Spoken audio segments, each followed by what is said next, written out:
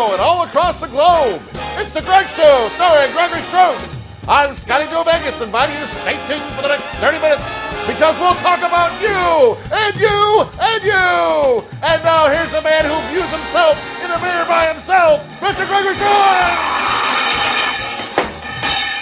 Oh, thank you. Hi in that, and welcome to the Greg Show, cable casting from the west side of Chicago. And somebody was telling me, about a week or two ago. Did we lose the music somewhere? I think so. What do we call that? An adroit cut? That would be a dry one. That'd be like. Oh my goodness! There's always little things that kind of entertain me. I'm wearing your blouse today. This is part of the Scotty Joe Vega blouse collection, and I think as a tall man, aren't we supposed to? When you're 6'4", aren't you supposed to wear like a long? See, let's take a look at this. Is this long enough? Okay. I don't know. I kind of like it. It's kind of casual, kind of different. The tie's a little wider than what I would like, but so am I. Anyway, did you know? And I am Greg Struss, which rhymes with noose. And hopefully in the next half hour, we're going to see whether or not I hang myself, because this is going to be an interesting show tonight. Scotty Joe Vegas never has to hang himself, because you always use that dryer, right? You always go like this. I do like that. Thank you. I think it's a nice thing. Did you ask Lee if you could borrow that table, by the way? Is that the how do I say this? The guy that does not have, I spittled. Have raccoon on top of his head, or is he more like the part right here? He's the big man. He's the big man in charge of us out here. He was he went up to the stall and was like, I'm gonna get up in there. I was like frightened. I was like, help me. Anyway. Hi, so Greg. Anyway, like any active drug user, we do have what we call rituals here at the Greg Show. And tonight we were having a conversation about some things that are going on in the news, which we'll get into in our taboo topic. But you know what I like most about being out here is that they give us running water, toilets that flush, and an opportunity to watch the Comcast 100 channel for free. That comes all with being out here. And toilet paper, too. I don't know. Anyway, wow, can you believe it? Can you believe it? Bruce Jenner came out as a woman. All right? Diane Sawyer interviewed him on 2020.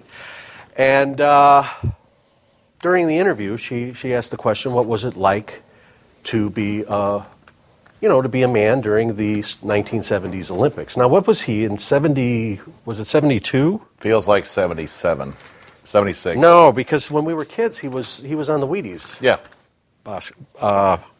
Wheaties. We should have did some research before we had this bit, but go ahead. Yeah. So anyway, YouTube it. Diane Sawyer asked what was it like, and he said it was a period of my life that I didn't really think about having a period. All right, we digress a little bit.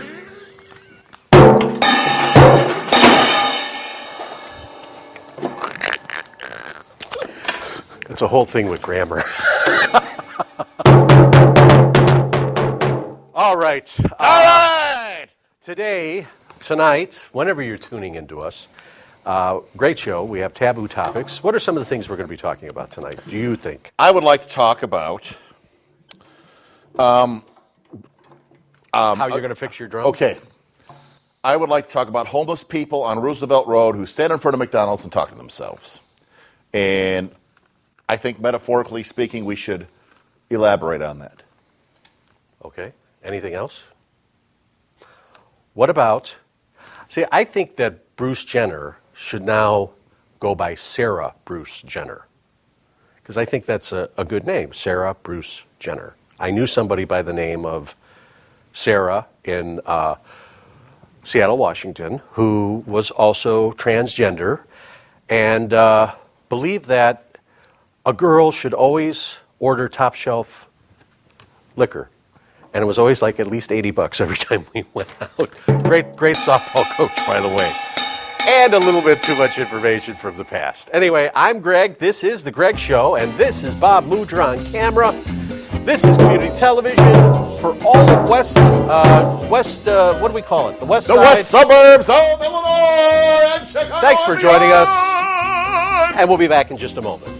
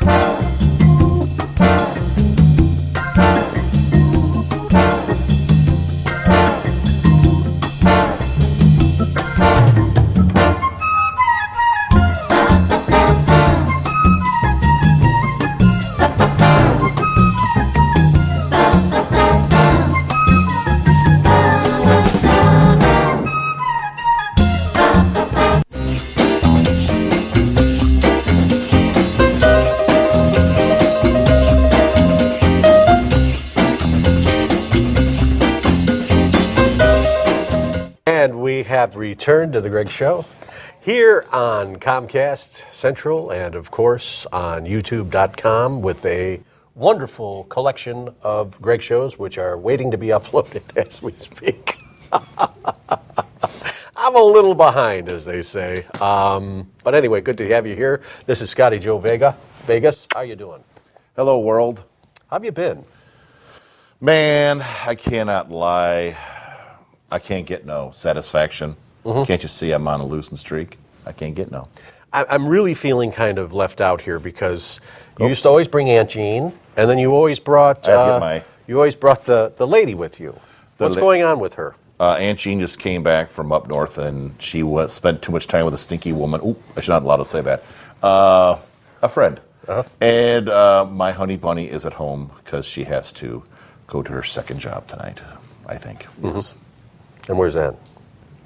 Rickner Dodge. Rickner Dodge in what town? Little Chicago, Wisconsin. Baby. I don't understand how people say sausage. Like in Chicago, people Sausage. say, "Yeah, I'd like a slice of sausage." Like, are you like kidding me? It's sausage, not sausage. When I stick it in, I want sausage. Okay, that's just a little more information. In my as we like hoagie to bun. say. What are you talking about? What's that? In my hoagie bun. Your hoagie bun, of course. Okay. Lots of things going on in the news. We're going to talk about the Baltimore thing in our next segment of Taboo Topics because I think it's a hot topic. It's a hot topic because it deals with race. It deals with lots of false beliefs, I believe. And we'll get into that in the next segment. Also, at the beginning here, to mention that David Letterman is retiring, okay? We mentioned this you said several shows ago. It wasn't several shows. Maybe it was 10 shows ago. Well, it was about a year ago that he announced Would that that he be was when leaving. the show 27 was just, oh, go ahead. Hey, just kidding, everybody. Greg Struss, ladies and gentlemen. Scott's being passive-aggressive here, and that's okay. Passive-aggressive. But anyway, David Letterman has been a fixture in American homes and American culture for the better part of 33 years. Actually, probably 35 years. His first show was on NBC in the morning for a very short period of time in 1980.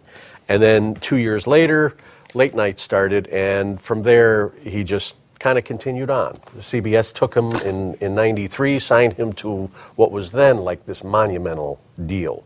He's received lots of accolades, awards, numerous Emmy Awards. I mean, he had like 5 years in a row, and then all of a sudden, Jon Stewart kind of took it over for 10 years that he got the best variety and music category.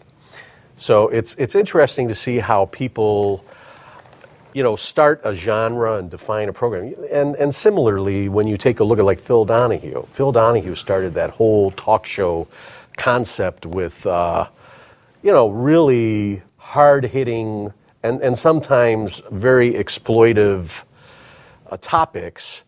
And then towards the end of his run, all the young people are coming up, and Phil damn Geraldo. Yeah, and Phil just was not as cutting edge as he once was.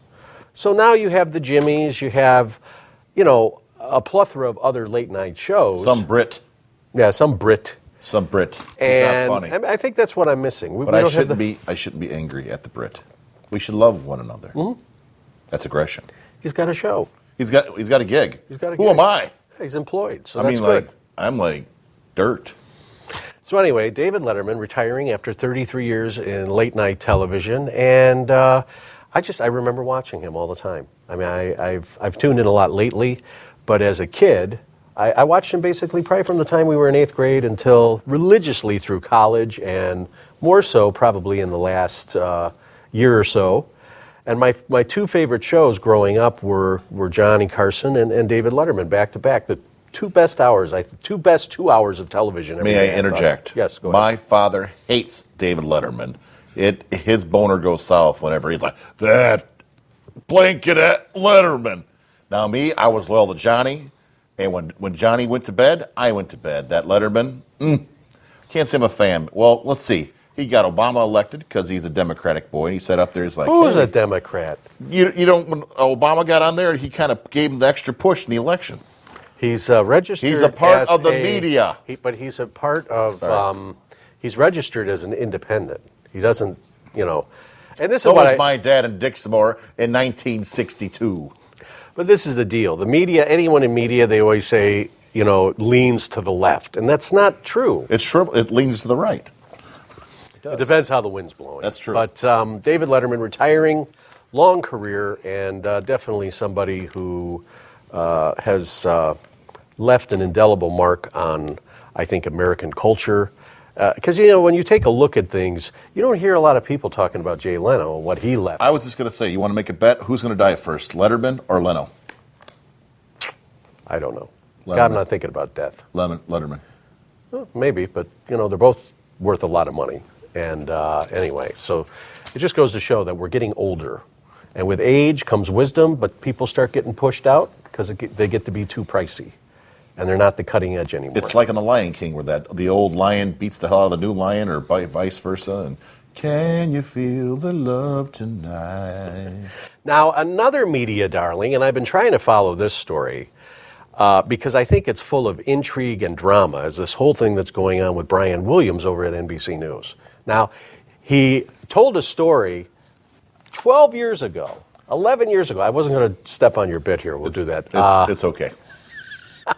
So he ends up telling this story, and then they launched this investigation. He took himself off the newscast, and then within a week, there was so much pressure at the top with Comcast, they gave him 6 months off. Good Lord. So it kind of died down a little bit, and over the last couple weeks, leaks have been coming, like monumental leaks that this inner circle must be feeding the media with as a negotiating tactic. So the big question is Brian Williams going to be coming back? And I think what's kind of intriguing about all of this, and kind of one-sided, is the fact that the corporation can share little tidbits, but Brian Williams has basically a gag order where he cannot be talking to the media or talking in public and defending himself.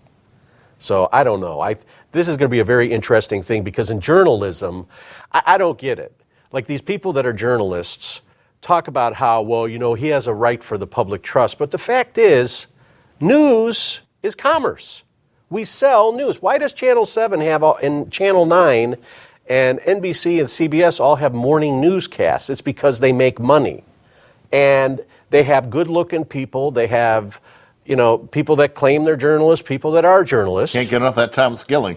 Absolutely, but it sells. It's a profit-making entity. So when folks talk about he betrayed the trust, he's paid to be an entertainer on a certain level, don't you think? Yes. And you know what? So he never finished high school. We're talking Brian Williams. Never finished high school. He has talked with presidents, presidential hopefuls. And what we're missing is that he has been at the scene of the war. All right, he may not have been shot down, but he still was covering the war. He covered Katrina. He's been at these natural disasters. And now his life is one. Yes, and now his life is one. And I'm Brian Williams. I'm here at my own life. So what do you think? Do you think he's done? at NBC because of the trust factor and the self-importance of journalists? We are such a forgiving country that he'll be back. You think he'll be back on the news? He'll be. Everybody On wants. NBC News? No, I don't think so.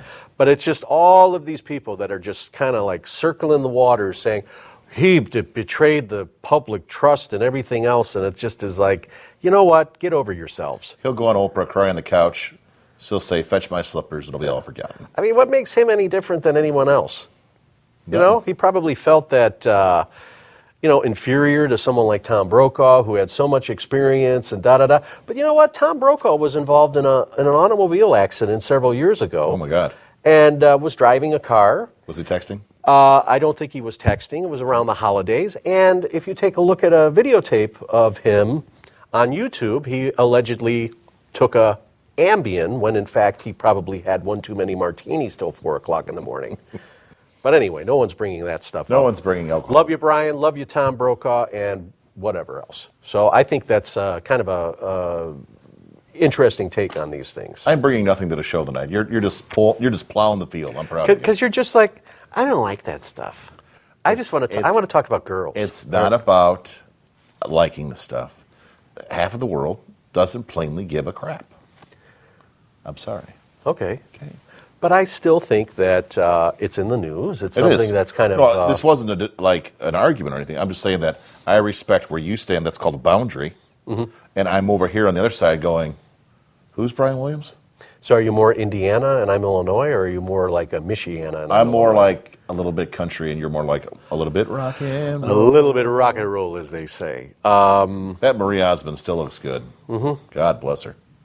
But the big question is... Yes, sir. Why would somebody go and make up stories in a situation where there is public trust involved and where there is a lot of money involved? His producer told him in his ear to make something up, and that's what happened. And then he didn't throw his producer under the bus because he'll get a job somewhere else and get hired again. End of story. All right, moving on, baby. I want to bring this into, because we talk about addiction. Oh, okay. Is there some form of addiction going on? Because this is what plays into addiction. When life areas start being affected. If he's telling stories, why is he? No. Okay. I'm still on the Brian Williams thing. Sorry. He claims he doesn't drink, claims he doesn't do any of this stuff, but yet all of his life areas have been affected because of his behavior. Kind of interesting, isn't it? And you use the word gag. A gag order is when people cannot speak. Also, gag is used in S&M practice. Absolutely. You want to put it in their mouth. Absolutely. So maybe he's a little kink. You know what I'm saying?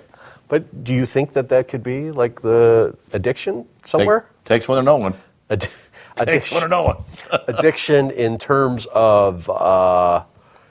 he likes the attention? Yes. Well, maybe. So anyway, I think we will have to come up with a 12-step program specifically designed for Brian Williams and how he can regain the public trust and his seat. And unfortunately, I just think there's no way he's coming back. I just don't. So I don't know. That's my take on it. Anyway, when we come back, taboo topics, and this one is going to be hot. We'll be back in just a moment.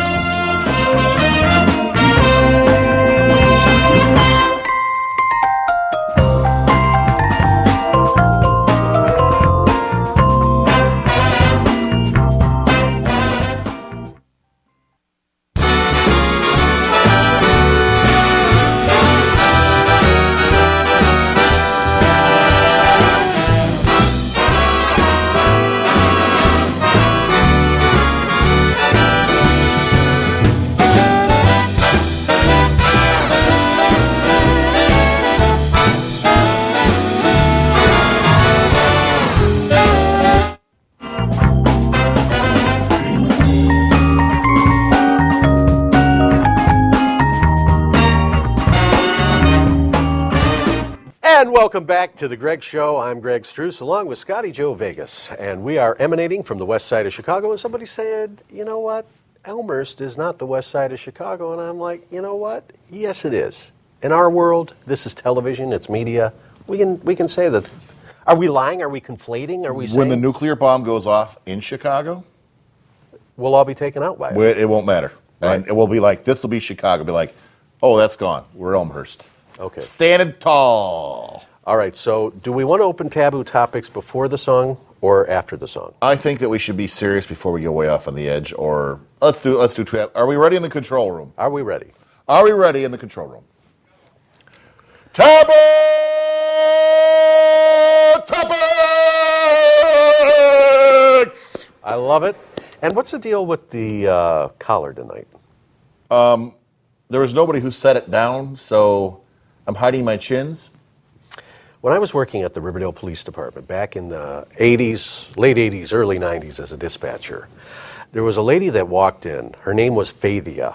F-A-I-T. I don't recall her last Streetwalker? name. And we literally spoke with hundreds, probably thousands of people that would come in and have a complaint about something. So she walked in one day, and she said, my baby, she has the collie. And I thought maybe she was watching Lassie or something, but it ended up being the colic. Good Lord. Yeah, which wasn't good. Anyway, That's not good at all. what was the song you were going to sing? Bobby Bear's on the streets of Baltimore. I've never heard of that one. Will you do it? On the streets of Baltimore. There's more to it, but I can't remember the words now because I'm got stage fright. Anyway, lots of civil unrest in Baltimore. And Is it over? I don't believe so. It's kind of like Ferguson County is still there, and Baltimore is still there. Young man was killed by police, I believe. Is that what was going on? An adult. An adult? An adult was something. He got they roughed him up. Okay. Anyway, altercation involving the police, and of course it'd be nice if we did a little research. On the streets of Baltimore. Damn, it'd be a great show if we put a little more time in it. That's but right.